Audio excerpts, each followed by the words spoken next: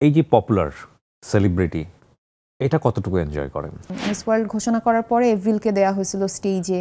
Skin tone নিয়ে আপনি কখনো কোনো ধরনের কোনো কোশ্চেনের মুখোমুখি হয়েছেন? আমি অনেক দুধ চা খাই, তো অনেকে বলতো যে দুধ চা খেলে নাকি গায়ের রং হচ্ছে ডার্ক হয়ে যায়। অনেকে আবার ভাবে আমি খুব রাগী। দুই বাড়িতে ঝগড়া হচ্ছে, ওটাকে ইন্সপায়ার করার জন্য চুলায় গিয়ে লবণ পোড়া দিল, লবণ পোড়া দিলে আরো বাড়বে। মানে এটাকে তো টাকা দেওয়ার মতো আর কিছু করা পসিবল না। কার সাথে কাজ করাটা টাফ মনে হয়? মোশাররফ ভাইয়া, কারণ ওই যে বললাম আনপ্রেডিক্টেবল, এবং তার মাথা ভর্তি হচ্ছে জোকসের বিরাট ভান্ডার। পারিশ্রমিক নিয়ে কথা বলতে চাই, 10 লাখ প্লাস মান্থলি। পার্সোনাল লাইফে তো আমি কারো গার্লফ্রেন্ডই না, রোমান্টিসিজম নাই লাইফে, এর জন্য মুভিতে দেখতে ভালো লাগে। সো আমার লাইফে নাই কেন? থাকাটা স্বাভাবিক না? আমি হয়তো আপনি কখনো রিলেশনশিপে ছিলেন না কারোর সঙ্গে? না। কেন, এটা কি ধরে? বাসায় থাকতে পছন্দ করি, গাছে পানি দেই, বিড়ালদের দেখাশোনা করি, ক্যাট ফুড ডগ ফুড এগুলো থাকে। সিনের মধ্যে কুকুর বিড়ালরা দৌড়ায় ঢুকে, তখন অনেকেই গালাগালি করে যে মানুষকে না খাওয়ায় কুকুর বিড়াল খাওয়াচ্ছেন। ক্ষুধার্ত মানুষের জন্য তো অনেক মানুষ আছে, আপনি আছেন স্পেশালি, কিন্তু ওরা তো কাউকে বলতে পারছে না, তো ওদের জন্য হয়তো আমি থাকি। আসসালামু আলাইকুম প্রিয় দর্শক, আপনাদের সবাইকে আমন্ত্রণ জানাচ্ছি all time milk bread presence তারজি কিবরিয়া শোতে। আজকে যাকে আমি অতিথি হিসেবে পেয়েছি তাকে আপনারা সবাই চেনেন, আমাদের সবার প্রিয়, অনেক অনেক প্রিয়, অত্যন্ত জনপ্রিয় অভিনেত্রী জান্নাতুল সুমাইয়া হিমি। চলুন তাকে আমরা স্বাগত জানাই। কেমন আছেন আপনি? আলহামদুলিল্লাহ ভালো। আপনি অনেক অনেক জনপ্রিয়, অনেক পপুলার এবং সবাই আপনাকে অনেক পছন্দ করে আপনার মিষ্টি মুখের কারণে, অসাধারণ অভিনয়ের কারণে। আমি একটু প্রথমেই জানতে চাই যে এই তারকা খ্যাতিটা কত বছরের? কত বছর মানে আমি শুরু করেছিলাম 2014-তে। ওকে, সো ইটস বিন 10 ইয়ার্স, কিন্তু প্রথম দিকের আর এই সময়টা ডিফারেন্ট অবশ্যই। এক্স্যাক্টলি। সো আমি যদি বলি একদম হাইপ, একবারে সুপার হাইপ, এই টাইমটা কত বছর? এটা আমার আসলে ওরকমভাবে টানা এত বছর ধরে এরকম হয় নাই, মানে আমার ক্যারিয়ারটা অনেক আপস অ্যান্ড ডাউনস আছে। সো আমি যখন মিস ওয়ার্ল্ডে ছিলাম, ওখান থেকে বের হওয়ার পরে একটা মানুষের মুখে মুখে ওইটা নিয়ে কথা হতো, সবাই এসে ওইটা নিয়ে কথা বলতো। এরপরে আবার এই ডাইট ডাউন, এরপরে আবার নাটক করা যখন স্টার্ট করি, স্পেশালি করোনার পর থেকে বেশি মানে নাটক নিয়ে বেশি। এবং আপনার অনুষ্ঠান শুরু করার আগে আমরা দুজনে একটু ফান করছিলাম যে আপনি এবং নিলয় একে অপরের পরিপূরক হয়ে গেছেন দর্শকদের কাছে। মানে এটা তো আসলে প্ল্যান করে হয়নি, কাজ করতে করতেই হয়ে গেছে। এটা কত বছর?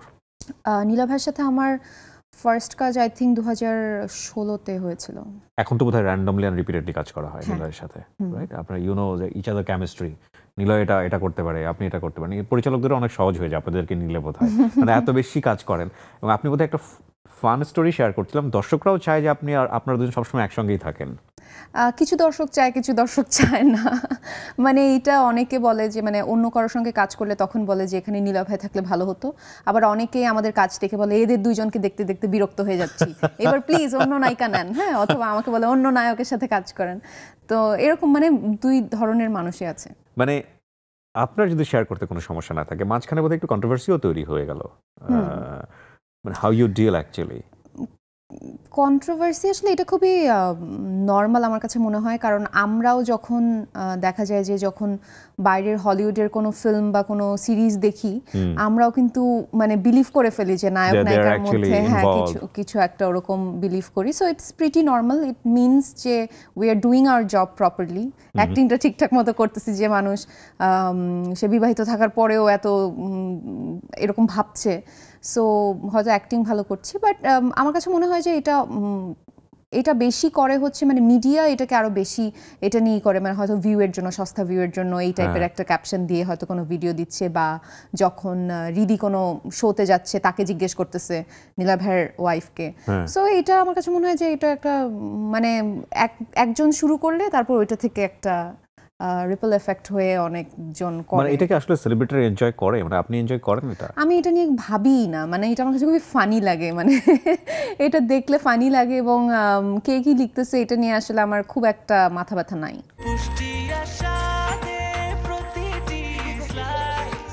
ব্রেকফাস্ট, টিফিন কিংবা স্ন্যাক টাইমে মজাদার আয়োজন মানে অল টাইম ব্রেড। আমি একেবারে পেছন থেকে শুরু করতে চাই। আপনার চাইল্ডহুড, বড় হয়ে ওঠা, কেমন পরিবার ছিল, ছোটবেলার কি মনে পড়ছে?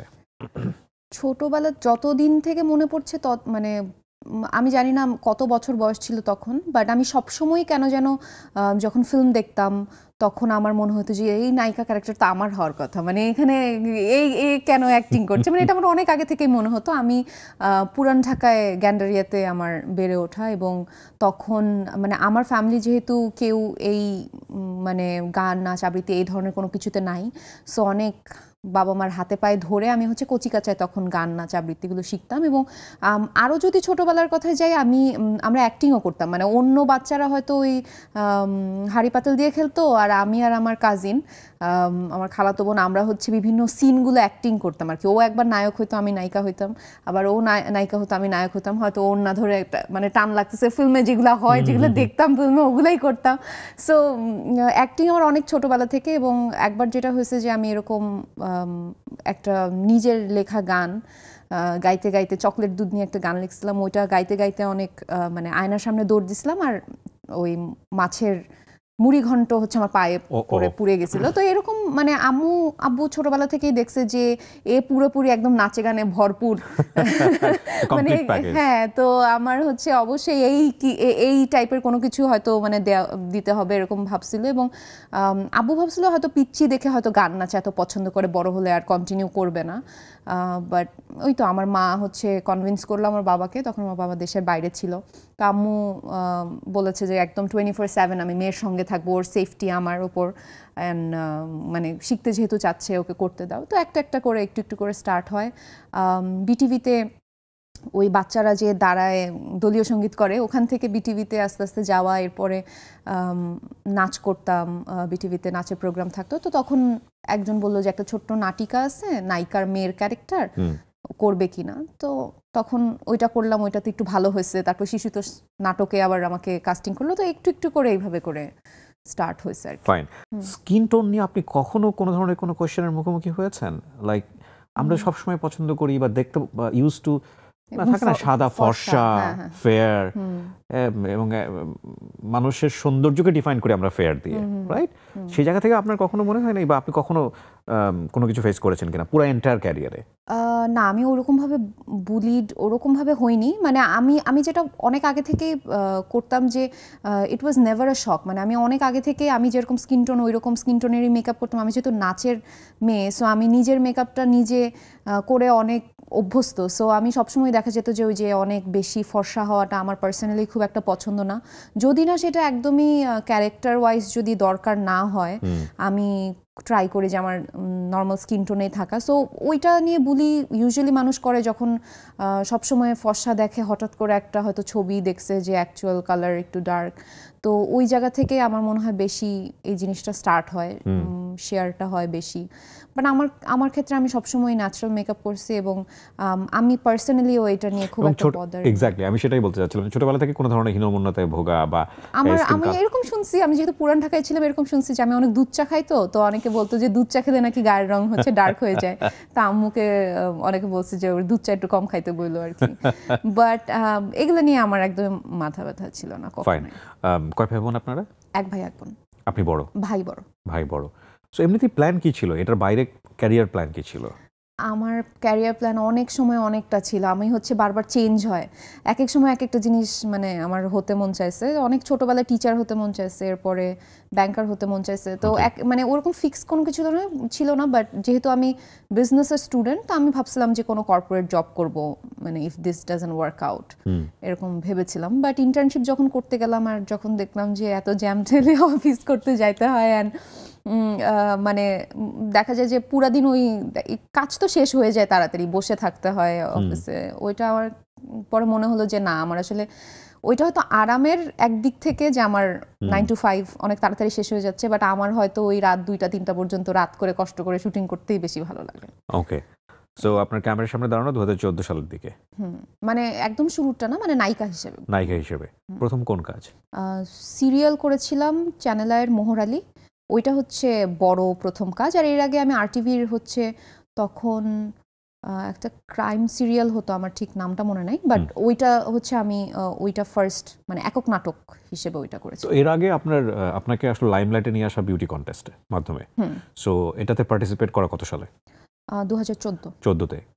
এটা কি কন্টেস্ট ছিল? এটা হচ্ছে রং RTV 2020 কালার্স, বেসিক্যালি RTV আর আমাদের বিপ্লব সাহা যে রং, ওকে। দুজন এই দুটো প্রতিষ্ঠান মিলে হচ্ছে একটা কম্পিটিশন করেছিল, যেখান থেকে ওখানে আমি চ্যাম্পিয়ন হওয়ার পরে আমার নাটকে মেইন আর্টিস্ট হিসেবে। ফাইন। সো নাটকের এক্সপিরিয়েন্সগুলো কেমন একটু শুনি, মানে ইনিশিয়াল এক্সপিরিয়েন্স, ক্যামেরার সামনে দাঁড়ানো, অভিনয়। আমার সবসময় কেন যেন ভালো, খুব একটা খারাপ এক্সপিরিয়েন্স আমার হয়নি। কারণ আমি হচ্ছে হয়তো অ্যাক্টিংটা প্রথম দিকে অত স্ট্রং না থাকলেও আমি অলওয়েজই জানতে চাইতাম। আমি হচ্ছে সব আর্টিস্টদের খুব জ্বালাতাম, মানে আমার সিনিয়র যারা আর্টিস্টরা, দেখা যেত বাবু আঙ্কেলকে বলতেছি যে আমার সব সিন হচ্ছে, প্রেমের সিন হচ্ছে, সব হচ্ছে, কান্না তো হচ্ছে না, হ্যাঁ, খালি গ্লিসারিন দিতে দিতে একটা সময় ওই সিরিয়ালের মোহরালিতে যেটা হয়েছে যে আমার গ্লিসারিন চোখে আর কাজ করতেছিল না। এবং নায়িকাদের যেটা হয়, নায়িকাদের তো অনেক বেশি কান্নাকাটি করতে হয়। তো আমি প্রচুর জ্বালাইছি। আমি শিরিন আন্টি, ছন্দা আপু, তারপরে বাবু আঙ্কেল, তাদেরকে হচ্ছে বলতাম যে কিভাবে কাঁদবো। তো আমাকে এক একজন এক এক উপদেশ দিচ্ছে, কোনোটাই কাজ হচ্ছিল না। পরে একটা সময় একদিন হচ্ছে সবাই মিলে বসেছিল, পুরো ডিরেক্টর, পুরো সেট বসা, হয়তো 30 জনের একটা সিন ছিল কান্নার জন্য, এবং বসে যতক্ষণ না কান্না করবো আমরা বসে আছি, টেক ইওর টাইম। তো আমার এম্বারেসিং, হ্যাঁ, তো আমার ওই প্রেশারেই কান্না চলে আসছিল, তারপর হয়েছে সিনটা। সো আমার আসলে খুব একটা খারাপ এক্সপিরিয়েন্স হয় নাই। আমি ছোটবেলা থেকেই শুনতাম যে সবাই বলতো যে এই মেয়েটা বড় হইলে হয়তো ভালো করবে, এরকম শুনতাম। আমি কেন বলতাও জানি না। এইটা আমার হয়েছে যখন আমি শহীদুজ্জামান সেলিম ভাইয়ের ডিরেকশনে একবার কাজ করতে গেছিলাম, তখন সাইড নায়িকা, হ্যাঁ, তখন হচ্ছে মেইন আর্টিস্ট আমার ঠিক মনে নেই, হয়তো মৌসুমী হামিদ ছিল বা কেউ একজন ছিল। শালি ক্যারেক্টার, মানে হাজব্যান্ডের, মানে বউয়ের বোনের ক্যারেক্টার।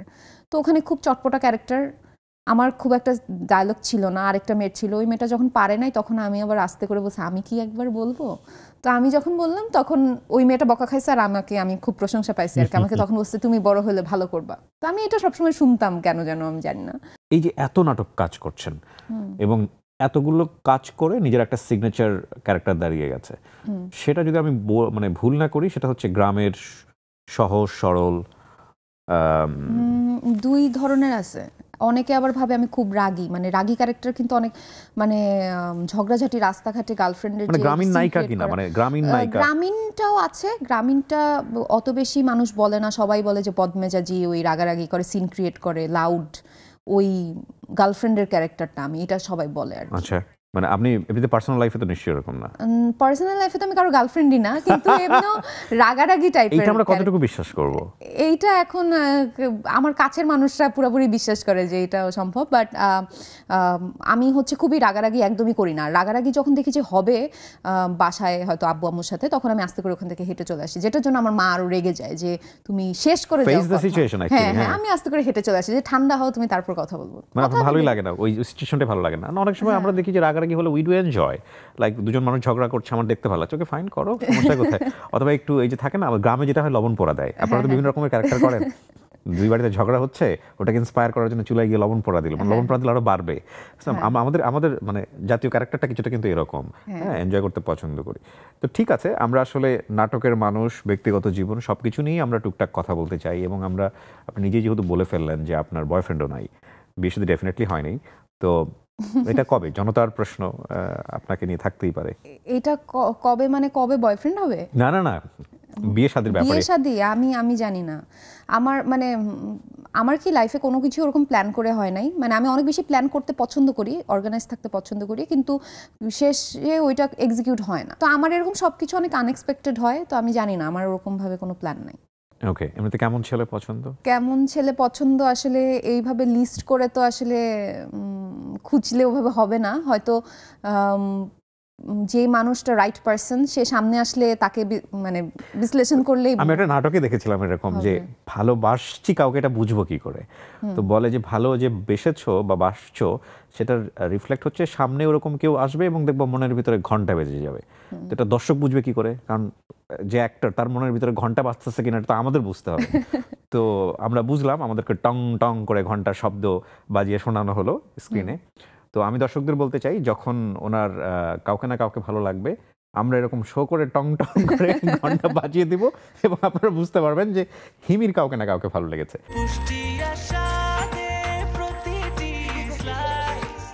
ব্রেকফাস্ট, টিফিন কিংবা স্ন্যাক টাইমে মজাদার আয়োজন মানে অল টাইম ব্রেড।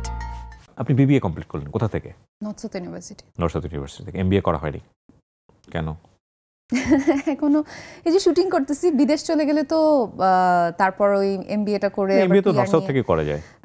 করা যায়, কিন্তু আমার কাছে মনে হয়েছে যে মানে হোয়াটস দ্য পয়েন্ট এখানে করে মানে হ্যাঁ জানার জন্য করা যায়, বাট যদি আমি কর্পোরেটে বা অন্য কোনো এইটা রিলেটেড কোনো কিছু করতাম তাইলে হয়তো এখান থেকে করে হয়তো ওটা করতাম, বাট আমার কাছে খুব একটা প্রয়োজন মনে হয় নাই।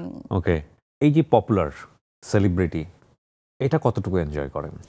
আমার কাছে না খুব বেশি একটা মনে হয় না, মানে আমি জানি না কেন সবাই বলে যে আমি খুব পরিচিত। আসলে মনে হয় না আপনি কোথাও শপিং করতে যাচ্ছেন, চারপাশ থেকে জড়ায় ধরলো বা ক্রাউড তৈরি হলো, সেটা মনে হয়, কিন্তু মানে ওইটা না আমার মাথায় থাকে না। সো আমি দেখা যায় যে অনেক সময় আমার বান্ধবীকে নিয়ে পুরান ঢাকা ঘুরতে বের হয়ে গেছি, বা আম্মুকে নিয়ে কোথাও হয়তো নিউ মার্কেট চলে গেছি, হ্যাঁ নাটকের এই সেই কিনতে হবে, শপিং করতে হবে, তো এগুলোর সময় পরে যে রেজিস্টার যে না এখানে তো অনেক ভিড় হয়ে যাচ্ছে। বা আমি যখন বরিশাল এবার শুটিং করতে গেছি, বা যখন আমরা দেশের বাইরেও গেছি, যখন প্রবাসী বাঙালিরা বা বেশি এই জিনিসটা ফেস করি হচ্ছে ঢাকার বাইরে আর দেশের বাইরে গেলে, এই জিনিসটা আমার মানে ওইটা মাথায় থাকে না, পরে গিয়ে এটা মনে হয় যে ও অনেক মানুষ তো চিনে আর কি। এটা খুব প্রত্যেকবারই আমি খুশি হয়ে যাই এবং সারপ্রাইজড হয়ে যাই কেন যেন। আপনার ফ্যামিলি কতটুকু এনজয় করে? আমার বাবা প্রকাশ করে কম, এনজয় করে যখন তাকে ট্রাফিক পুলিশরা ধরে তখন হচ্ছে এনজয় করে, কারণ সে একটু ছাড় পায় হয়তো।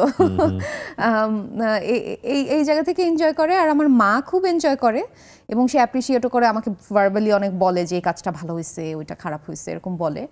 আর আমার ভাই অত বেশি একটা কেয়ার করে না, ওর কাছে আমি এখনো গাধা, তখনও গাধা, সবসময় গাধা। আপনি যে ধরনের কাজ করছেন, হয় না যে কোন একটা কাজ সিলেক্ট করার আগে আপনি নিশ্চয়ই বাছাই করেন, নাকি শুধু নিলয়ের নাম শুনলেই ওকে ফাইন? না না, বাছাই করি অবশ্যই। কিভাবে বাছাই করেন?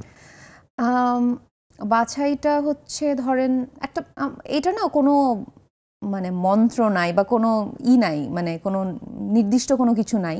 একটা স্ক্রিপ্ট যখন আপনি পড়বেন তখনই মানে সামহাও এটা ক্লিক করে, মানে এই জিনিসটা জমবে না বা এই জিনিসটা ভালো লাগছে না, একটু খাপছাড়া লাগছে, এটা পড়লেই বোঝা যায়। আর অনেক সময় হয় যে রিপিটেটিভ অনেক, হয়তো এই রকম সিমিলার গল্পে কাজ করে ফেলছি অলরেডি, এরকমও হয়, তো সেক্ষেত্রে সেটা বাদ দেওয়া হয়। অনেক সময় দেখা যায় যে ডিরেক্টরের সাথে ভালো সম্পর্ক, বা এই ডিরেক্টর মানে হচ্ছে কি ফাইন, উনি তো এরকম কিছুটা সময় হয় দেখা যায় যে মানে আমি যাদের সঙ্গে বেশি কাজ করে আমি জানি যে তারাও জানে যে আমি কি ধরনের ক্যারেক্টার পছন্দ করি, বা অনেক সময় দেখা যায় স্ক্রিপ্টে প্রপারলি রিটেন থাকে না, তো তখন বলে যে এটা আমরা একটু ইম্প্রোভাইজ করে আরেকটু ডেভেলপ করবো, মানে আমার ক্যারেক্টারটা কোনো আলাদা কোনো ইউনিকনেস হয়তো অনেক সময় স্ক্রিপ্টে থাকে না, তো পরে আমরা ওটা সেটে, আমি জানি যে এই ডিরেক্টর আসলে সেটে গেলে সে হয়তো অনেক ইম্প্রোভাইজ করে আমরা সবাই মিলে কিছু একটা হবে। সো এরকম হয় অনেক সময় যে ডিরেক্টরের উপর ডিপেন্ড করে আমরা একটু ট্রাস্ট করে ডেট দিই, এটাও হয়। সো আমি যদি ভুল না বলে থাকি, নিয়ার অ্যাবাউট 12 ইয়ার্স আপনার ক্যারিয়ার, অন অ্যান্ড অফ। আপনি বলছিলেন যে আপস অ্যান্ড ডাউন আছে অনেক, কি সেগুলো আসলে? মানে আমার হচ্ছে কিছু কিছু জিনিস ঘটে যেটা নিয়ে মানে কি বলে ভাইরাল বলে না কি বলে ভাইরাল হয় হয়তো, যেমন আপনি ক্যান অ্যাড্রেস, আপনি যদি বলতে চান মন খুলে বলতে পারেন, আমাদের শুনতে কোনো আপত্তি নেই। হ্যাঁ, সো আমি দেখা গেছে যখন মিস ওয়ার্ল্ডের জিনিসটা it's like a viral thing, তো তখন মানুষই করেছে। কি ভাইরাল হয়েছিল ওখানে আমি নিজেই জানি না, অনেক আগের ব্যাপার। সো মানে মিস ওয়ার্ল্ডের বেসিক্যালি হয়েছিল যে আমাকে মিস ওয়ার্ল্ড ঘোষণা করার পরে এভরিলকে দেয়া হয়েছিল স্টেজে, অ্যান্ড দেন ও বিবাহিত বের হওয়ার পরে দেন আপনাকে দেওয়া হলো না, এরপর আমাকে বলছিল যে আমি যদি নিউজে একটু কথাবার্তা কম বলি তাইলে আমাকে দেয়া হবে। তো আমি এত গাধা না, আমি তো অলরেডি জানি যে তোমরা ভাই আমি তো পাইছিলাম, আমাকে দাও নাই। সো আমি সব নিউজ সব প্রোগ্রামে হচ্ছে যেতাম এবং এটা নিয়ে কথা বলতাম। তো পরে হচ্ছে জেসিয়াকে দিল, মানে ওই পুরো কন্ট্রোভার্সির সময় তখন ওইটা নিয়ে অনেক বাজ ক্রিয়েট হয়েছিল, তো তখন ওইটা নিয়ে হচ্ছে অনেক জায়গায় অনেক কথা হতো, এটা নিয়ে বলতে হতো। এরপরে আস্তে আস্তে ওই বাসটা কমে গেল, আমি কাজ শুরু করলাম আবার, কিন্তু তখন নাটক এত বেশি ছিল না, হয়তো মাসে 5-6টা বা 3-4টা নাটক হতো, তখন মিউজিক ভিডিও হতো, মানে বিভিন্ন টাইপের, আমি তখন হোস্টিংও করতাম। সো আমি অনেক কিছুই করেছি যেটা পছন্দ করতাম, যখন যেটা মন চাইতো করতাম। তো আস্তে আস্তে হচ্ছে আবার বঙ্গবন্ধুর বায়োপিকে আবার সিলেক্টেড হলাম, তখন একটা বাজ ক্রিয়েট হলো যে এই ক্যারেক্টার একটা ইম্পর্টেন্ট ক্যারেক্টার করছি আমি। এরপর আবার ওখান থেকে বাদ দেওয়া হলো, তখন একটা নিয়ে বাজ হলো যে এইটা কেন করছে না, মানে কেন বাদ দেওয়া হলো। তো এরকম আমার ছোটখাটো অনেক সময় এটা এরকম হয়েছে। নিলয়ের সাথে কেমিস্ট্রিটা তৈরি হলো কিভাবে? এটার সঠিক অ্যান্সার আমি জানি না আসলে। আমরা অনেক আগে থেকেই কাজ করতাম এবং হয়েছে কি করোনার সময় যেটা হলো যে আচ্ছা আমি একটু বিস্তারিত বলি যে প্রথম দিকে যখন আমি কাজ শুরু করি ওই যে গার্ল নেক্সট ডোর, খুবই ভদ্র, কোনো চিল্লাপাল্লা করে না, এই ধরনের ক্যারেক্টার আমি যেরকম আর কি ওই রকম ক্যারেক্টারই করতাম, বেশি ইজি হতো আমার জন্য। বাট যখন দেখলাম যে আসলে তখন একটা শুরু হলো, ট্রেন্ড শুরু হলো যে একটু আউট অফ দ্য ব্লু, মানে যেটা নর্মাল ক্যারেক্টার না, এরকম কোনো কিছু সিন ক্রিয়েট যে ক্যারেক্টারগুলো করছে ওই ধরনের নাটক, ওই ধরনের এইগুলো বেশি হিট হচ্ছে, এরকম টাইপের একটা ব্যাপার। তো ওইরকম ক্যারেক্টার আসলে সবসময় সবাই হচ্ছে বলতো যে না হিমি এটা পারবে না, নীলা ভাইও বলতো যে হিমি এত স্পন্টেনিয়াস ক্যারেক্টার পারবে না, অন্য কেউ হয়তো এটাতে ভালো হবে বা এরকম কিছু। তো আমি করোনার সময় যখন দেখলাম যে কাজ একদমই নাই আমার, তো তখন আমি বললাম যে কি আছে জীবনে, এখন ঝগড়াঝাটি যা আছে মানে একটু ট্রাই করি, খারাপ হলে হবে। তো ওই ট্রাইটা করার পরে আস্তে আস্তে সামহাউ ইট ক্লিকড। আর আমার যেটা হয়েছে যে নীলা ভাইয়ের সঙ্গে আমি অনেক ইনপুট দিতে পারি সেটে, যেটা হয়তো অন্য আর্টিস্ট বা অন্য অনেক বেশি সিনিয়র আর্টিস্ট হলে আমি নিজে থেকে অনেক কিছু হয়তো বলতে পারি না, মনে হয় যে আচ্ছা ভাইয়া যেটা বলতেছে ওইটাই করি বা ডিরেক্টর যেটা বলতেছে ওইটাই করি। নীলা ভাইয়ের সঙ্গে ওই জিনিসটা আছে যে সে সবার কথাই শুনে, সেটা আমার ক্ষেত্রেও শুধু না, আমাদের সঙ্গে আরও যারা কাজ করে, যে জাভেদ গাজী, হানিফ পালোয়ান, আমাদের মাসুম আঙ্কেল অনেক বেশি আমাদের সঙ্গে কাজ করে, মাসুম বাসার। তো সবাই যখনই কোনো ইম্প্রোভাইজেশন দেয় আমরা হচ্ছে সবারটাই হচ্ছে এটা নিয়ে একটা চিন্তা হয়। তো এটার জন্য আমাদের মনে হয় যে এই কেমিস্ট্রি বলেন বা যেটাই বলেন, অ্যাক্টিংয়ের আসলে কেমিস্ট্রিটা কি, যখন আপনি কথা বলছেন এবং আমি যখন আপনি আমাকে কথা বলার সুযোগ দিচ্ছেন তখনই তো দুজনের কেমিস্ট্রিটা হবে। তো বেশিরভাগ সময় এটা হয় যে স্ক্রিপ্টে যেরকম লেখা আছে আর্টিস্টদের সঙ্গে ওরকম শুটিংটা শেষ করে চলে আসতেছি, মানে ওখানে কোনো ইম্প্রোভাইজেশন বা ওরকম কিছু হচ্ছে না, বা হলেও আমি কোনো কিছু অ্যাড করার সুযোগ পাচ্ছি না। বাট নীলা ভাইয়ের সঙ্গে কাজ করতে গেলে ওই স্কোপটা উনি সব আর্টিস্টদের দেন এবং মানে ওটা যদি লজিক্যাল হয় অবশ্যই। তো এটা আমি অন্য আর্টিস্টদের মধ্যেও দেখেছি যে আমাদের সঙ্গে যারা কাজ করে সবার ইনপুট আমরা ট্রাই করি অ্যাপ্লাই করার, এর জন্যও হয়তো আরেকটু বেশি ব্যাপারটা কি বলে মানে কাস্টমাইজড হয়। I don't know.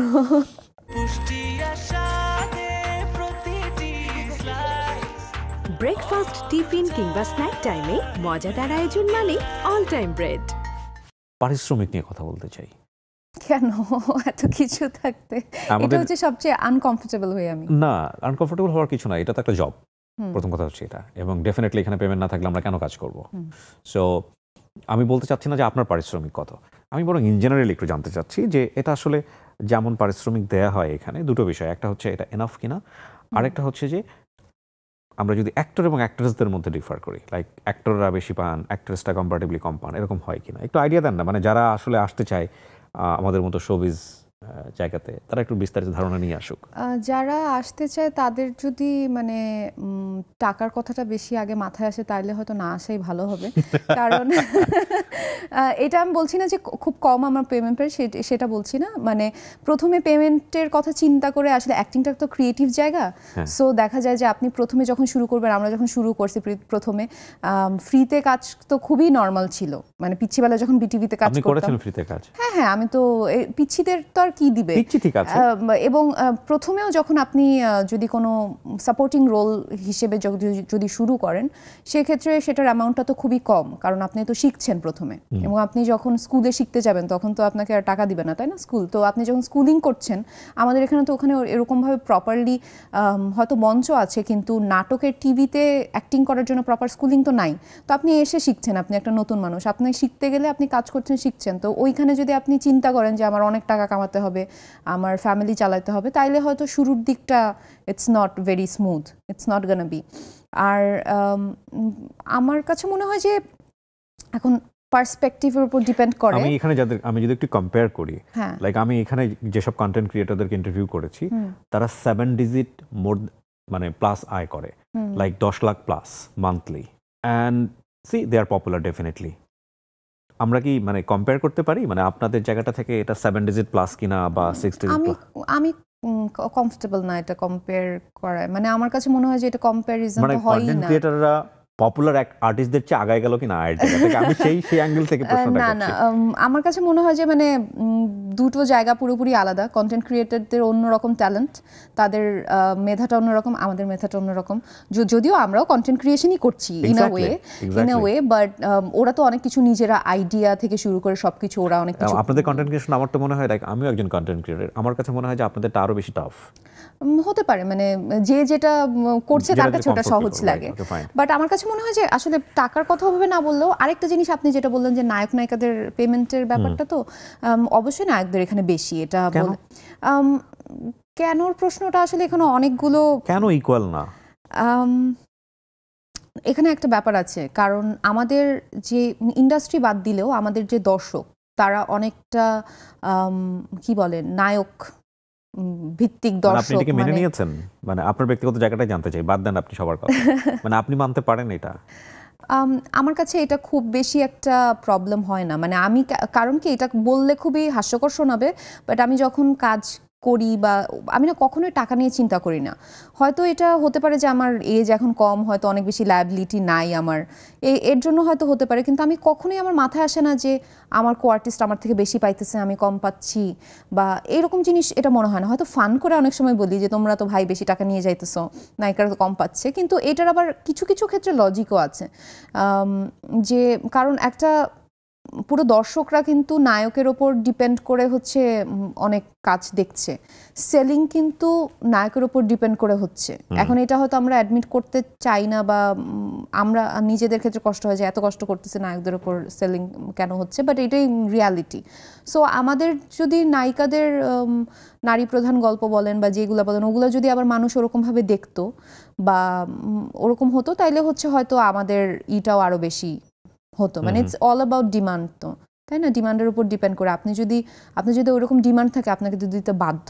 আপনার প্রিয় নায়ক কারা, যাদের সাথে কাজ করতে আপনার খুব ভালো লাগে? Don't be tricky. না, ট্রিকি ডিপ্লোম্যাটিক হব না আমি। মানে আমার কাছে মনে হয় নিলয়ের বাইরে ডেফিনেটলি। হ্যাঁ, নীলা ভাইয়া একদম টপ লিস্টে আছে। মোশাররফ ভাইয়ের সাথে আমার কাজ করতে খুব ভালো লাগে। কোনো কারণ আছে? মানে কারণ হচ্ছে অনেক রিফ্রেশিং। মানে মোশাররফ ভাই হঠাৎ হঠাৎ করে খুব মজার কিছু কথা বলে এবং তার মাথা ভর্তি হচ্ছে জোকসের বিরাট ভান্ডার। হয়তো খুব সিরিয়াস কাজ হচ্ছে, সিরিয়াস সিন হচ্ছে, এর মধ্যে বলবে যে, এবং সিরিয়াসলি বলবে যে সন্তোর সাথে একটা ব্যাপার কথা আছে, একবার হয়েছে কি এইটা হয়েছে, তারপর জোকস বলা শুরু করে দেয়। সো আমার কাছে তার ক্যারেক্টারটা খুব ইন্টারেস্টিং লাগে ইন রিয়েল লাইফও, কারণ আমি কেন জানি তাকে ডিকোড করতে পারি না। Exactly same thing. আমার ওনাকে একবার বা দুবার ইন্টারভিউ করা হয়েছে, আমার কাছে মনে হয়েছে যে ইন পার্সোনাল লাইফেও সে একটু মিস্টেরিয়াস। হ্যাঁ, মানে তাকে ডিকোড করা যায় না। হ্যাঁ, সো এটা আমি তাকেও অনেকবার বলেছি। চঞ্চল ভাইয়ের সাথে আমার কাজ করার এক্সপিরিয়েন্স খুব ভালো। উনি মানে কাজের ক্ষেত্রে খুবই ডেডিকেটেড। মানে আছে না যে একজন মানুষ যখন অনেক বড় আর্টিস্ট হয়ে যায় আমরা ভাবি যে হয়তো একটু লেট ব্যাক হয়ে গেছে, বা উনি একদম হার্ডওয়ার্ক, হয়তো মানে একদম আমরা যেরকম করি তার থেকেও বেশি হার্ডওয়ার্ক করে। সো চঞ্চল ভাইয়ের সাথে আমার অ্যাক্টিং এর খুব ভালো, এবং আমার কাছে মনে হয় না যে আমি অনেক বড় আর্টিস্টের সঙ্গে কাজ করছি, থাকে না, মানে একদমই মনে হচ্ছে যে চঞ্চল ভাই তো বর্ন আর্টিস্ট। হ্যাঁ, সো খুবই ফ্রেন্ডলি হয়ে যায়। জোবানের সাথে কাজ করে মানে সবাই পোলাইট আমাদের ইন্ডাস্ট্রির। আমি খুব কম দেখেছি যে আমি পছন্দ করি না এরকম, সবাই ভালো। ডিপ্লোম্যাটিক ভাবে বলছি না, অ্যাকচুয়ালি ভালো। কার সাথে কাজ করাটা টাফ মনে হয়? ওকে ফাইন, এটা আমার জন্য কাজটা একটু টাফ হয়ে যাবে। মোশাররফ ভাইয়া, কারণ ওই যে বললাম আনপ্রেডিক্টেবল। সো উনি হয় কি যে অনেক সময় সিনের মধ্যে এমন কিছু ইউনিক ব্যাপার করে ফেলে যেটা আপনার কমন পড়ে নাই, এবং রিহার্সেলও সেটা সে করে নাই, এবং আমি বুঝতেছি যে এখন আমি যেটাই বলবো এটা ডাউন খাবে, মানে এখন সে এইটার পরে আর কোনো কামব্যাক নাই। হ্যাঁ, কারণ অনেক সময় ইম্প্রোভাইজ হতে থাকে। উনি এমন কিছু একটা করে ফেলছে, তখন আমার মানে বোঝা যায় যে ডিরেক্টর বুঝছে যে আমি জোন আউট হয়ে গেছি, কারণ এখন আমি কি করব, মানে এটাকে তো টাকা দেওয়ার মতো আর কিছু করা পসিবল না, এরকম হয় অনেক সময়। পারিশ্রমিক নিয়ে আমরা কথা বলছিলাম, এবং পারিশ্রমিক জায়গাটা কেন আসছে, যে কস্টিউম একটা অনেক বড় ফ্যাক্ট। আপনারা প্রতি মুহূর্তে একটা ড্রেস তো সেকেন্ড টাইম ইউজ করা যায় না। না, করি মাঝে মধ্যে করি। হ্যাঁ, এবং কমেন্টও পাই যে আপনি এই লাল শাড়িটার কতবার পরবেন, এরকম কমেন্ট আসে। বাট আমি হচ্ছে ট্রাই করি যে হয়তো 2-3টা কি 4টা নাটক পরে ওইটার না পড়ার, বা একটু গ্যাপ দিয়ে চেঞ্জ করে। আমাদের একটা জিনিস যেটা আমাদের প্রবলেম নাটকের ক্ষেত্রে, যে আমাদের তো নাটকের কস্টিউমটা দেয়া হয় না যেরকম টিভিসিতে হয় বা ফিল্মে হয়, একটা প্রপার কস্টিউম থাকে। নাটক না এত কম সময়ের মধ্যে এত ফাস্ট হয়, ওরা চাইলেও কস্টিউম ওটা ওভাবে করে ম্যানেজ করতে পারবে না। সো ওই জায়গা থেকে একটু প্রবলেম হয়, কারণ এই কষ্টটা আমাদের নিতে হয়, স্পেশালি আমার মাকে নিতে হয়, কারণ আমি তো শুটিংয়ে থাকি, একদিনের পর পর পরের দিন কি লাগবে ওইটা আবার মানে আমার মা হচ্ছে হয়তো শপিং করতেছে, কিনতেছে, বানাচ্ছে, এগুলা এই প্যারাটা একটু হয়। আপনার নিশ্চয়ই এন্টারটেইনমেন্টের জন্য বিভিন্ন কন্টেন্ট দেখতে হয়, তো সেক্ষেত্রে দেশ এবং দেশের বাইরে কার কাজগুলো ভালো লাগে বা রিসেন্টলি যেটা দেখেছেন বা যেটা আপনাকে ইনফ্লুয়েন্স করে অন্য কারো অভিনয়? আমার ওরকম গড় বাঁধা কোনো নাই।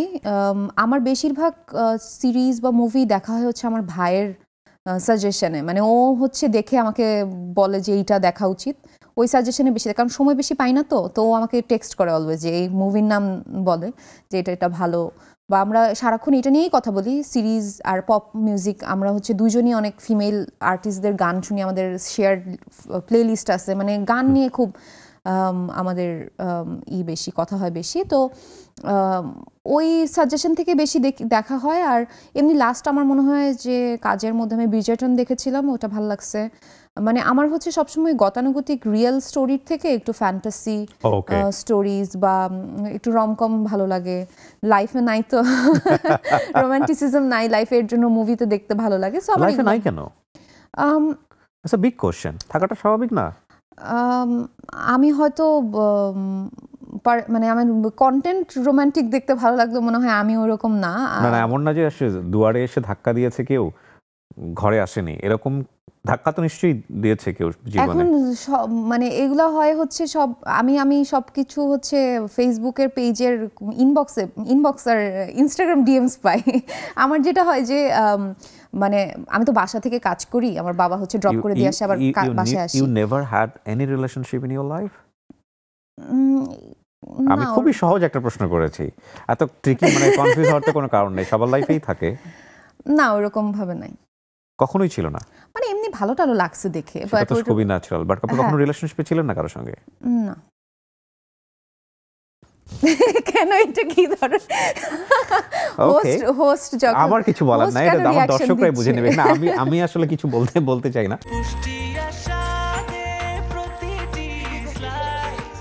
ব্রেকফাস্ট, টিফিন কিংবা স্ন্যাক টাইমে মজাদার আয়োজন মানে অল টাইম ব্রেড। অবসর সময় কাটে কিভাবে? বাসায় থাকতে পছন্দ করি, গাছে পানি দেই, বিড়ালদের দেখাশোনা করি, পাখি আছে। You like plantation? হ্যাঁ, মানে আমার মা বেশি পছন্দ করে, আমার কাজ খুব একটা না, মানে একটু গাছে পানি টানি দেয়া এটাই। বাট আমার আমি কেন যেন খুব বাসায় থাকতে পছন্দ করি, মানে শুয়ে বসে আম্মুর সাথে সন্ধ্যায় হয়তো হাঁটতে বের হলাম। আমি খুব ক্লিনিং করতে পছন্দ করি, তো আমার মার জন্য খুব ভালো হয় আমি অবসর পাইলে টিপটপ থাকতে পছন্দ করি। একদম বাসা মনে করেন যে আমি কাজের বুয়া মোডে চলে যাই, এইটা ধোয়া, এইটা মুছা, খুবই ভালো গুণ। আজকে অনুষ্ঠানের পরে অনেক প্রস্তাব যাবে বাসায়, বাসার ঠিকানাও বলে যেতে পারেন চাইলে। কি বুয়া হিসেবে প্রস্তাব? আমার খুব পছন্দ, মানে ঘরটার গুছানো, এই জিনিসটা খুব পছন্দ। Very good, very good. সেগুলোই করি, আর বিড়ালদের সাথে তো সময় দেই। কোনো প্যাশন নাই লাইফে? প্যাশন আমার এনিম্যাল নিয়ে কোনো কিছু করার প্যাশন আছে, আমি যদি কাজের বাইরে বলি। আমার বেশিরভাগ সময় ওদের সাথেই কাটে। দেখা যায় মাঝে মাঝে মানুষ বিরক্ত হয়ে যায়, আমার শুটিংয়ের মানুষরা বিরক্ত হয়ে যায়, কারণ সিনের মধ্যে কুকুর বিড়ালরা দৌড়ায় ঢুকে পড়ে আমাকে দেখে, এবং ওরাও আই থিঙ্ক সামহাউ বোঝে। হ্যাঁ, সো আমি এই জিনিসটা পছন্দ করি করতে। আমার ব্যাগে অলওয়েজই ওষুধপত্র, Viodin, cat food, dog food এগুলো থাকে, সো এগুলো নিয়েই আমি ঘুরি। এবং অনেক সময় দেখা যায় যে কুকুরদের ধরে ক্লিন টিন করে দিচ্ছি, তো ওইটা অনেকে বলে আল্লাহ অনেক রোগবালাই হয়ে যাবে, কেন এই করতে, যে হাতটা ধুয়ে ফেলবো, কোনো সমস্যা নেই। বাট আমি এটা খুব এনজয় করি। দেখা যায় যে রুটি টুটি কিনে, মানে আমি জানি কোন কোন হাউসে কে আছে, ওদের স্পেশাল নাম আছে, এবং ওরাও আমি গেলেই সামহাউ চিনে, গাড়িটা ঢুকার সাথে সাথেই চিনে। সো ওদের জন্য হচ্ছে একটা, মানে আমি এক্সাইটেড থাকি এর জন্য। পুবাইল শুটিং হলে ক্যাসপার আছে, চামেলি। কখনো বাইট হিট করেনি, ইনজুর হন নাই? না। Beautiful, beautiful. নিঃসন্দেহে ভালো একটা চিন্তা, এবং আমি চাই আপনি আপনার অবসর সময়টা বেশি ওখানে দেন, এটা নিয়ে আরো বেশি কিছু করে চিন্তা করেন। কারণ ওদের জন্য আসলে এই শহরে ওরা থাকে, এবং ওরাও তো আসলে জীব, ওদের নিয়েও আমাদের চিন্তা করা উচিত। আমরা সামহাউদেরকে নিয়ে চিন্তা করি না। যারা চিন্তা করেন তাদেরকে অবশ্যই অ্যাপ্রিশিয়েট করা উচিত। হিমি অনেক বড় একটা ভালো কাজ, নিঃসন্দেহে। আপনার পেজের ফলোয়ার অনেক, আমি দেখলাম একটু আগে, প্রায় 2.5 মিলিয়ন বা তারও বেশি, কাছাকাছি এরকম। এত বড় একটা ক্রাউড, কখনো চিন্তা হয়নি যে নিজে থেকে কিছু কন্টেন্ট ক্রিয়েশন করা বা কিছু চিন্তা ভাবনা করা? অনেক ফ্যান্স আছে দেখে না, আমি অনেক আগেই আমি ছোটোখাটো কিন্তু ভিডিওস নিজে নিজে বানাই দিচ্ছি, এখন দেখতে হবে না আপনার। কিন্তু আমি আমার মাঝখান দিয়ে আমি ছোটোবেলা থেকেই আমি খুব ইউটিউব দেখতাম, ইউটিউবার্সদের দেখতাম এবং লাইফস্টাইল ব্লগস খুব দেখতাম। ওকে। তো ওইটা দেখতে দেখতে আমি মাঝখানে বেশ কয়েকটা এরকম যখন সময় পাইছি ব্লগস। 2.7 মিলিয়ন, একজন মাত্র ফলোইং, মানে কাকে ফলো করছেন আপনি? এটা হচ্ছে আমার বিড়াল আর কুকুরদের পেজ, নিজের পেজ নিজে ফলো করছেন? নিজের পেজ নিজে, এবং ওই পেজে কোনো অ্যাডমিন নাই, ওটার একমাত্র অ্যাডমিন আমি, এবং আমি বেশিরভাগ সময়ই ওই পেজেই হচ্ছে অ্যাক্টিভ থাকি, ওখানেই হচ্ছে ওদের বিড়ালদের ভিডিওস এগুলো দিতে থাকি। পারফেক্ট। হ্যাঁ। সো হ্যাঁ, তারপর কি হলো? কন্টেন্ট দেখতে পছন্দ করতেন? হ্যাঁ, তো দেখতে পছন্দ করতাম, এবং আমি যখন বাসায়ও করতাম, আমি কেন জানি অনেক আগে থেকে মানে মেকআপ যখন করতাম যে উই আর ডুইং দিস, মানে মনে হচ্ছে যে আমি কন্টেন্ট বানাচ্ছি, হ্যাঁ, এরকম ভাবে অ্যাক্ট করে করতাম। তো মাঝখান দিয়ে আমি এরকমের জন্য হালকা পাতলা করছিলাম একটু শুটিং এর ভ্লগ, তারপর বাট হয় কি যে কাজের এত প্রেসার, এরপরে আবার এগুলা করে এডিট করে মানে ওই সময়টা আলাদা করে পাওয়া যায় না, বাট হয়তো সামনে হয়তো করবো কোনো ইউ মাস্ট ডু ইট, দেন আপনি ডিফার করতে পারবেন যে আসলে আমি আপনি যদি পয়সা ছাড়া কাজ করতে চান না, এটা তো আপনার ব্যাপার, কোনো সমস্যা নাই, বাট আর্নিংয়ের জায়গাটা যদি আপনার কম্পেয়ার করতে হয়, তাহলে আমি আপনাকে অবশ্যই বলবো না, জাত আর্টিস্ট যেটাকে বলে সেটা হয়ে ওঠেন, সেটা আপনি আপনার মধ্যে ছাপ আছে নিঃসন্দেহে, এবং আপনি সে ধরনের কাজ করছেন, কিন্তু ডেফিনেটলি কন্টেন্ট ক্রিয়েশনে যদি একটুও ন্যাক থাকে, আমি অনুষ্ঠানের বিষয়ে সবাইকে ইন্সপায়ার করা উচিত। আর আপনার যেহেতু এত বড় একটা ক্রাউড, হ্যাঁ, এবং অবশ্যই আপনার এটাকে কাজে লাগানো উচিত, ডেফিনেটলি কাজে লাগানো উচিত। হিমির এই ছবিটা খুব সুন্দর যায়, আপনারা যদি পারেন একটু জুম করে দেখাতে পারেন। আমার এরকম ছবি ভরা পেজে। হ্যাঁ, বিড়াল এটাকে আপনার নিজের? না, আমি এটাকে রেস্কিউ করেছিলাম, রেস্কিউ করে অ্যাডপশনে দিয়েছিলাম। ও এখন তিনটা বেবির মা হয়েছে রিসেন্টলি। আপনি খোঁজখবরও রাখি আমি, এবং আমি ওই যে আমরা যখন পার্কে শুটিং করতে যাই, ওখানে কোনো হেল্পলেস কিটেন থাকলে ওইটাকে হাতে ধরে নিয়ে চলে আসি, তারপর মেকআপ রুমে রেখে তারপর পোস্ট করতে থাকি, মানুষ খুঁজতে থাকি যে কাকে দেয়া যায়। সো এরকম মানে ছেলেদের মধ্যে যার এইসব প্রবণতা আছে, মানে যদি এরকম থাকে আর কি, মানে ওর মতো নখার না, এরকম হয়েছে, আমি একবার এরকম হয়েছে যে আমরা এত ছোট একটা মানে একদিনের বেবি পেয়েছিলাম শুটিং করতে করতে ড্রেনের পাশে। তো ওইটাকে পরে হচ্ছে আমি ফেসবুকে পোস্ট করার পর একটা ভাইয়া উনি হচ্ছে ওকে নিয়ে যায় এবং ওকে হ্যান্ড ফিট করে 3 মাস যখন ওর বয়স হতো তখন ওকে অ্যাডপশনে দেয়। তো ওই ইনিশিয়াল পুশটা মানে ওই জায়গা থেকে রেস্কিউটা হয়তো আমি করতে পারি, আমি হয়তো বাসায় ওকে নিয়ে দেখাশোনাটা করতে পারি না, কিন্তু আমার কাছে মনে হয় যে ওইটাও তো ইম্পর্টেন্ট, মানে কেউ না কেউ যদি এই পোস্টটা করে, এই কাজটা করে, তাইলেও তো একটা ভালো ফ্যামিলি পায় ওরা। আমাদের সোশ্যাল মিডিয়াতে এত বেশি নেগেটিভিটি চর্চা হয়, এটা আপনারা ভালো জানেন, মানে একটু এদিক ওদিক হলেই ছিলে ফেলা হয়। এবং এটা কিন্তু আমিও এই জায়গাটা নিয়ে ফেস করেছি যে আমি যখন কুকুর বিড়ালদের খাওয়াচ্ছি, এটার ভিডিও দেই পেজে, তখন অনেকেই গালাগালি করে যে মানুষকে না খাওয়ায় কুকুর বিড়াল খাওয়াচ্ছেন, কত ক্ষুধার্ত মানুষ আছে। তো আমি তখন একটা কথাই বলি যে ক্ষুধার্ত মানুষের জন্য তো অনেক মানুষ আছে, আপনি আছেন স্পেশালি, কিন্তু ওরা তো কাউকে বলতে পারছে না, তো ওদের জন্য হয়তো আমি থাকি। সামহাও আমাদের ভালো কাজগুলোর অ্যাপ্রিসিয়েশন খুব কম এবং নেগেটিভিটির চর্চাটা অনেক বেশি। এটার কারণটা হতে পারে যে আমরা জাতিগতভাবেই নেগেটিভ জিনিসগুলো নিয়ে খোঁজাতে পছন্দ করি অনেক বেশি। না, আর আমার মনে হয় যে এটা ইনসিকিউরিটি থেকেই বেশি হয়। একদম এগ্রিড। এটার পেছনের প্রধানতম কারণ হচ্ছে ছোটবেলাটা আমাদের। কারণ আপনি জীবনে ক্লাসে সেকেন্ড হয়েছেন, আপনার পাড়ার প্রতিবেশী হয়তো বা আপনার মায়ের পরিচিত কেউ একজন হয়তো ফার্স্ট হয়েছে, তো আপনার মা বা আমার মা বলতো যা ওর পা ধুয়ে পানি খেয়ে। এই যে পা ধুয়ে পানি খাওয়া শৈশব, এটা আসলে প্রচুর ইনসিকিউরিটি গ্রো করেছে আমাদের মধ্যে। সামহাও কেউ যদি এগিয়ে যায়, আমরা চিন্তা করি ও এগিয়ে গেছে সেটা সমস্যা না, আমার বাসায় গেলে কি হবে, কারণ ওরা এগিয়ে যাওয়ার কারণে, যে কারণে এই জিনিসগুলো হয়। সময়টা চলে গেল হিমি, তবে আমার মনে হয় আড্ডা দিতে ভালো লেগেছে আপনার, আমারও ভালো লেগেছে। আপনার কাজের জন্য অনেক শুভকামনা থাকছে, আর আমাদেরকে সময় দেওয়ার জন্য অনেক ধন্যবাদ। ভালো থাকবেন। দর্শক, এই ছিল আমাদের আজকের আয়োজন। যারা তখন আমাদের সঙ্গে ছিলেন, হিমির দর্শক সহ সবাইকে অনেক অনেক ধন্যবাদ জানিয়ে আজকের মতো আমরা এখানেই শেষ করছি। আসসালামু আলাইকুম।